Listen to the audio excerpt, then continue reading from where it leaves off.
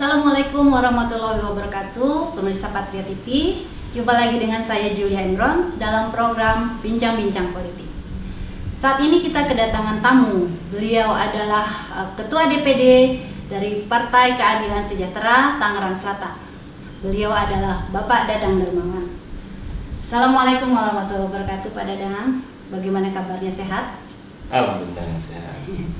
Awalnya kan setahu saya nama partai ini Partai Keadilan. Terus kenapa tiba-tiba berubah menjadi Partai Keadilan Sejahtera? Itu gimana ceritanya, Pak? Boleh diceritakan sedikit, Pak? Iya, mungkin sebelum bicara lebih lanjut, saya mungkin lebih karena sudah kita lakukan protokol kesehatan, kita bisa buka masker aja ya, apa ya? Silakan. Oke. Baik, terima kasih. Izinkan, Assalamualaikum warahmatullahi wabarakatuh. Mungkin perkenalkan, nama saya Dadang Darmawan, saya Ketua DPD PKS Tangsel. Makasih atas kesempatannya untuk ngobrol bareng di Patria TV ini. Ini alhamdulillah, mudah-mudahan kesempatan ini bisa silaturahmi yang memberikan banyak manfaat dan keberkahan untuk kita semua, secara khusus nanti warga Tangsel. Baik, atas pertanyaannya, dulu namanya memang kami Partai Keadilan dan sekarang sudah menjadi Partai Keadilan Sejahtera karena memang pada saat awal kami mendeklarasikan sebagai partai politik dengan nama Partai Keadilan. Pada saat itu memang capaian politik kami belum bisa melewati parliamentary threshold ya. Jadi memang kami dengan kebijakan seluruh partai di DPP kita menambahkan sebagai menjadi Partai Keadilan Sejahtera. Jadi nama itu kita sebagai satu hal memang menjadi karena tuntutan parliamentary threshold, tapi hal yang lain adalah ini juga ingin visi dan misi yang ingin disampaikan bahwasanya memang sebagai Partai Keadilan Sejahtera ini misinya adalah bagaimana menciptakan keadilan yang membawa kesejahteraan ya buat seluruh masyarakat, kurang lebih seperti itu. Dan ya. Basis di Islam ya, Pak ya? Ya, jadi memang kita sudah mendeklarasikan sebagai partai Islam, namun dalam kami kemarin melakukan musyawarah nasional sudah menyampaikan visi kami sebagai partai Islam yang rahmatan lil alamin ya. Artinya apa? Partai Islam, spirit Islam ini menjadi, kami ingin menyampaikan bahwasanya menyampaikan pesan kepada seluruh masyarakat Indonesia, seharusnya masyarakat Tangsel, Islam itu menjadi spirit yang keagamaan yang tidak perlu dikhawatirkan. Justru maka di sini untuk menguatkan bagaimana nilai-nilai keagamaan itu juga bisa melebur dalam seluruh aspek kehidupan yang menjadi daya dorong kita, energi kita untuk bagaimana menjadikan yang rahmatan lil alamin. Artinya apa rahmatan lil alamin itu? Kita bisa mengayomi seluruh komponen masyarakat. Dalam perspektif Islam adalah rahmat bagi seluruh alam, bahkan ya kebaikan yang dirasakan seluruh elemen tidak tanpa terkecuali ya. Bahkan bicara rahmatan lil alamin tidak hanya manusia, terhadap tumbuhan, terhadap hewan. Berarti konsep kami juga bagaimana perhatian terhadap lingkungan hidup ya, itu menjadi sebuah spirit juga yang menguatkan kami bagaimana bisa mengoptimalkan seluruh komponen dan stakeholder yang ada di partai ini bisa memberikan manfaat seluas-luasnya buat masyarakat luas, kurang lebih seperti itu ya. Luar biasa ya, Pak ya. Ya. Lalu bagaimana cara partai berkomunikasi dengan anggota DPRD-nya ya, Pak? Baik, sejauh ini ketika saya juga dilantik sebagai Ketua DPD PKS Tangsel, saya langsung berkoordinasi dengan seluruh fraksi, anggota fraksi. Kebetulan memang kami di Tangsel ada 8 anggota dewan di tingkat kota Tangerang Selatan. Tentu sebagai ujung tombak atau sebagai etalase partai, artinya fraksi ini, anggota dewan ini harus kita bersinergi kuat ya, karena memang seluruh anggota legislatif sebagai perpanjangan tangan partai yang harus membawa misi partai, sehingga memang seluruh program-program yang sudah ditentukan oleh DPD PKS Tangsel bisa dijalankan dan disuarakan aspirasinya melalui aspirasi kegiatan para anggota dewan di parlemen. Jadi memang kami selalu bersinergi dan selalu berkomunikasi setiap saat ya. Dan sebenarnya kami sudah ada program setiap pekan itu hari aspirasi.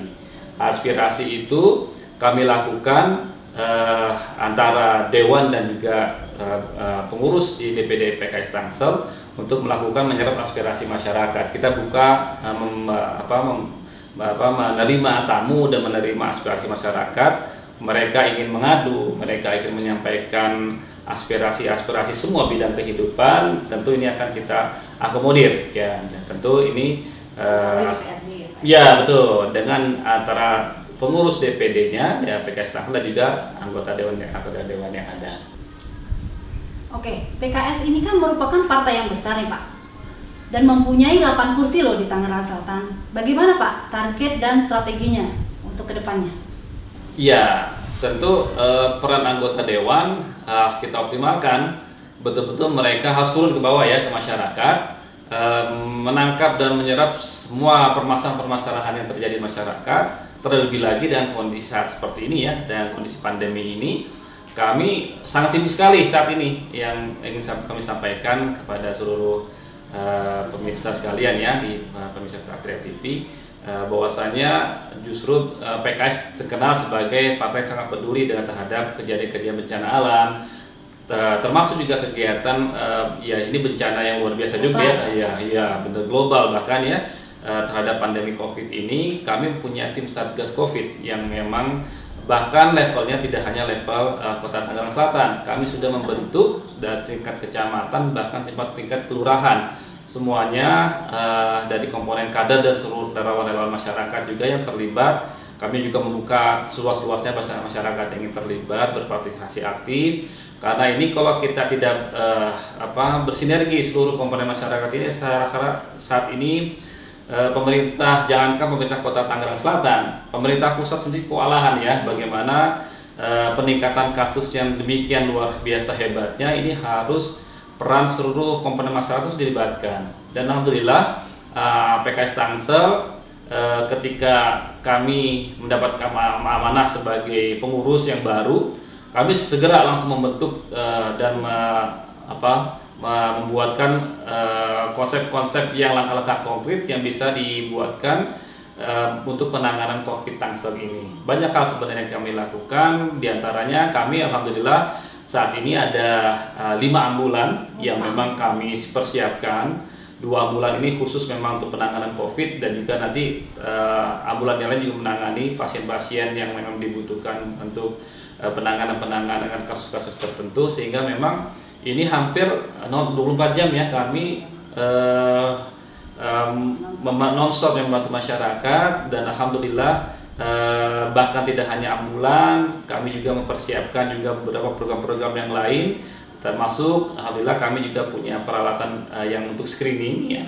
Ada kita punya ya betul untuk screening untuk bagaimana mendeteksi virus COVID ini. Kami ada alat genos yang juga sudah gerakan kita lakukan buka layanan untuk pemeriksaan antigen dan juga PCR. Ini kita juga bekerja sama dengan lembaga-lembaga terkait, sehingga memang ini memang betul-betul sekarang ini dibutuhkan, masyarakat sangat menanti sekali konsep-konsep yang bisa, program-program yang bisa dirasakan untuk penanganan COVID ini gitu ya. Bahkan juga kami sudah mempersiapkan program juga khusus untuk ruang isolasi mandiri yang bahkan ini juga kita akan persiapkan tempat-tempat yang memang disiapkan untuk bisa menampung, karena saat ini rumah sakit sudah tidak mulai berjalan belum Pak? Ya sudah. Isolasinya? Iya, ini isolasi kemarin sudah kita rapatkan juga dengan struktur di tingkat provinsi di Banten. Ini juga sudah dipersiapkan ruang-ruangannya, mudah-mudahan nanti bisa dioptimalkan gitu. Kalau boleh tahu nanti kalau untuk pelaporan masyarakatnya kemana ya Pak? Ya, kami untuk pelaporan kami sudah membentuk dalam skup pelaporan itu di tingkat kecamatan. Ya, kecamatan. Jadi memang beberapa wilayah tentu bahkan sudah tingkat kelurahan. Jadi ketika memang terutama ya memang kebetulan di Tangsel ini kami kader cukup banyak ya, untuk memantau kader dan juga simpatisan kami ya kan. ini juga sangat banyak yang memang mereka butuh pertolongan ya, mereka butuh support dari kami, dari mulai tadi screening, bahkan penyiapan bantuan, obat-obatan, bahkan support dari sisi makanan gitu ya. Ini memang harus kita backup karena memang kita pun, ya betul, mereka adalah bagian keluarga besar kita, dan kita juga tidak hanya berinteraksi dengan masyarakat dan apalagi dengan para pemilih kita hanya menjelang pemilu. Jadi KPK memang dikenal kita bekerja setiap saat, dan memang mudah-mudahan ini juga bisa nanti kita perluas lagi untuk seluruh komponen masyarakat yang lain. Luar biasa ya Pak. Nah, bagaimana cara PKS agar dicintai dan disukai masyarakat Pak?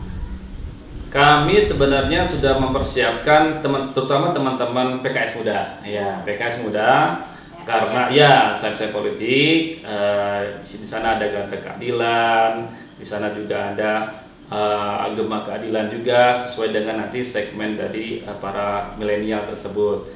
Kami menyadari bahwasanya saat ini memang PKS dikenal partai anak muda, ini kita konkretkan memang mereka bahkan sudah masuk juga di beberapa struktur yang ada di kepartaian dari level kelurahan gitu ya, mereka bahkan di level kecamatan, dan juga memang tokoh-tokoh anak muda ini sudah kita rekrut dan mereka sudah bisa melakukan langkah-langkah kegiatan-kegiatan yang memang nanti untuk bagaimana mengajak ya anak-anak muda ini lebih peduli dan tidak juga apatis terhadap politik. Saat ini kan memang kalau bicara politik, menyeramkan, menakutkan atau tanda kutip ya, kadang-kadang dianalogikan dan diasumsikan sesuatu yang tidak baik. Itu sebenarnya tergantung bagaimana kita mengelola partai ini. Kita melibatkan anak-anak muda untuk kegiatan-kegiatan entrepreneur, ya, kegiatan-kegiatan sosial kemasyarakatan, bahkan juga mereka dilibatkan saat ini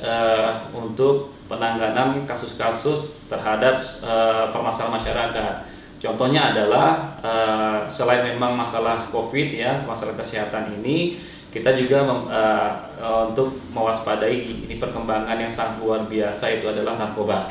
Ya, narkoba. Kebetulan saya juga sudah silaturahmi ke Kapolres, dan kita sudah juga kami bersilaturahmi dengan BNN Tangsel, dengan Granit Tangsel.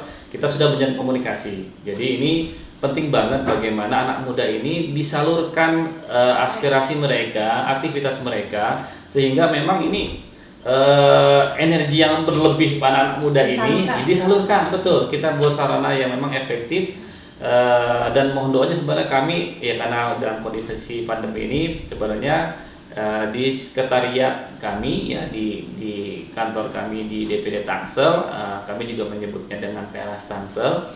Di sana kita juga menyediakan ada kafe untuk bisa berekspresi ya, kegiatan anak muda ya, kafe. Nanti teman-teman anak muda silakan juga, mungkin mudah-mudahan ya nanti kita memang saat ini kita sedang cooling down dulu.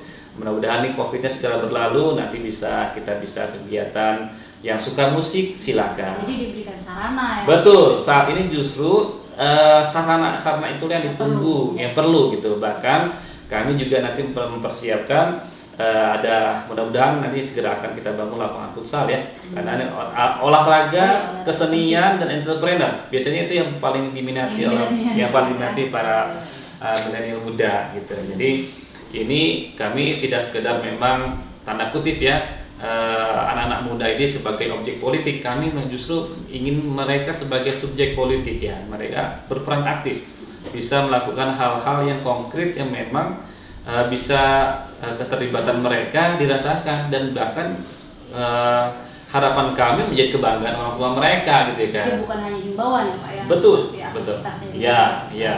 Ya. Jadi seperti itu Mbak. Terus untuk terakhir nih Pak, apa target di tahun 2024 ini Pak? Ya, sesungguhnya ya tentu dengan kita sudah alhamdulillah diberikan kepercayaan oleh masyarakat Tangsel dengan raihan 8 kursi ini. Ya, alhamdulillah tentu kami harus berbuat lebih banyak lagi. Dengan harapan memang mohon doa restu dari seluruh masyarakat Tangsel. Tentu ini kita ingin kemanfaatan atau kemaslahatan kebaikan ini banyak dirasakan oleh masyarakat.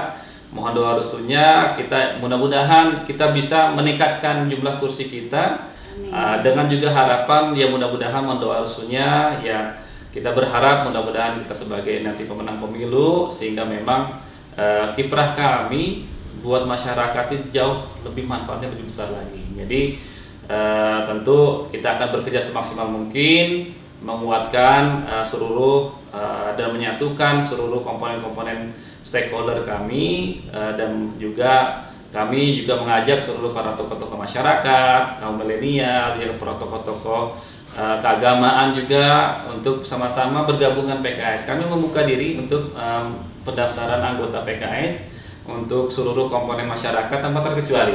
Jadi bahkan ada beberapa seniman juga, tokoh-tokoh Tangsel sudah menghubungi saya, Pak Dadang saya ingin bergabung PKS, silakan. Saya sangat membuka diri, semuanya sangat terbuka, gitu ya.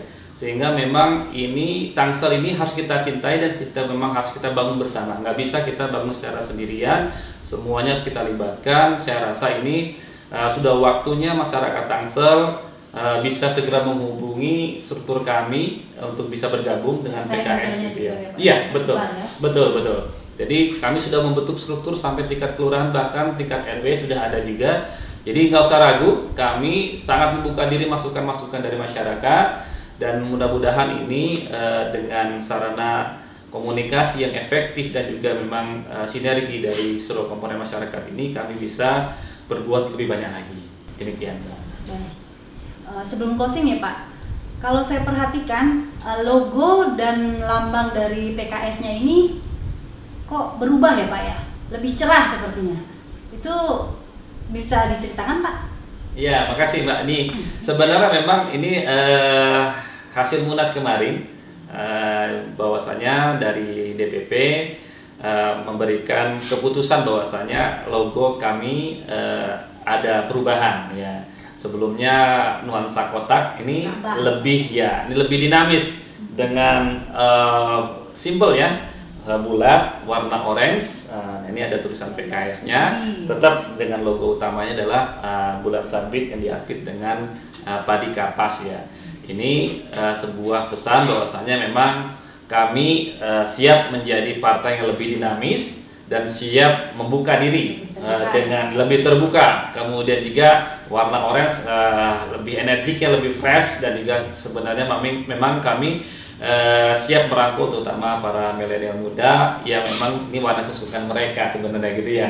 Lebih seru. Jadi memang kalau kalian warna orange kan kita lebih spiritnya gembira, lebih energik gitu ya. Kalau apalagi kalau biasanya kan orange itu kan bikin juga minuman orange juga fresh ya gitu ya. Kurang lebih segar gitu. Kurang begitu Mbak ya. Keren ya Pak ya. Ya. Baik, terima kasih Pak Dadang atas waktunya. Semoga Pak Dadang dan keluarga sehat selalu, dan untuk partainya semoga semakin besar dan berkarya. Ya, demikian Patria TV, bincang kita dengan Bapak Dadang Darmawan, Ketua DPD dari Partai PKS Tangerang Selatan. Tetap jaga kesehatan, ikuti protokol kesehatan, dan jangan lupa like, comment, and subscribe. Patria TV, top dah.